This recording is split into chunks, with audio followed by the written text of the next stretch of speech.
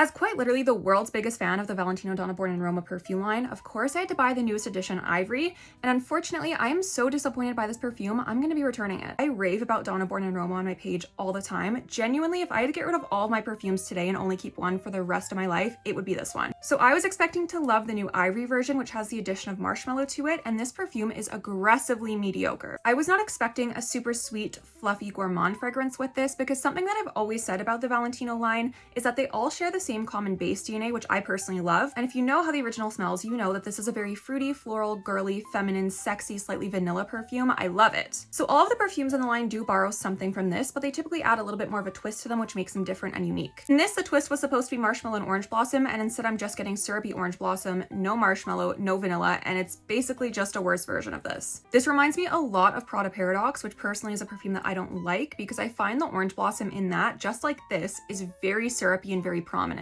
So basically, if you took this perfume and added a little bit of orange blossom, that's this. But I will say something that I am really pleasantly surprised about with this is that it does not smell like Killian Love Don't Be Shy. And when I first saw the notes for this, I thought it was just gonna be a Love Don't Be Shy dude. I'm constantly talking about how strong the Born in Roma line is. This is one of the strongest perfumes that I own in my entire collection, and I find all the other flankers last all day as well. But this is ridiculously light. When I first smelled this in Sephora, I must have sprayed this about 11 times on me and I could not smell it. Now I chalk that up to there being a lot of other scents in the air, so I decided to take it home and buy it anyways.